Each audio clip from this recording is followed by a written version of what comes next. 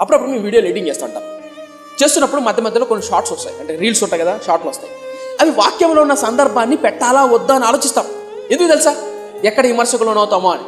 నాకు అర్థం కాని విషయం ఏంటంటే, ఇన్స్టాగ్రామ్లో సోషల్ మీడియా కానీ ఈడి దాకా బట్టలు వేసుకొని బూతులు మాట్లాడుతూ ఒళ్ళు చూపించే వాళ్ళు అంత విచ్చలవిడిగా ధైర్యంగా బతుకుతూ ఉంటారు. వాళ్ళ కింద కామెంట్ చూడాలా, అన్నం తినవద్దు కాదు, అన్నం కాదు అసలు ఎట్టరు వీళ్ళు మనుషులేనా నిజం అస్సలు పట్టించుకోండి. ఇప్పుడు సినిమా యాక్టర్లు, రాజకీయ నాయకులు ఎంతమంది తిట్టుకోవటంలే.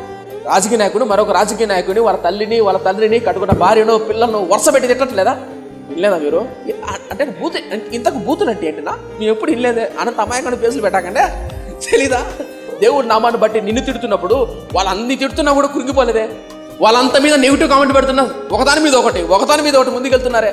పట్టించుకుంటారు? అసలు పట్టించుకోరు, ముందుకెళ్ళిపోతున్నారు. మా సేవకులు దేవుని పేరు పెట్టుకున్న దేవుని ప్రజలమైన మనము ఒక మాట అంటే చాలు ఇంకా కుంగిపోయి నీరు గారిపోయి అన్న నిన్ను మానేసి దేవుడు మనకు తోడుంటే ఎందుకన్నవాడు ఈ మాట అనిచ్చాడు.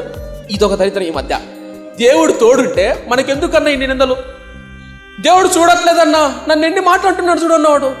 నీకంటే దేవుడిని ఎక్కువ అన్నారు. భయం మనిషిని ఎదగలేదు. ఈ భయాల ద్వారా ఎదగలేక, ముందుకెళ్ళలేక, ఎర్ర సముద్రాన్ని పాయలు చేసి కానాను దేశం వెళ్ళలేక అక్కడే చచ్చిపోయిన వాళ్ళు, నీరు గారిపోయిన వాళ్ళు,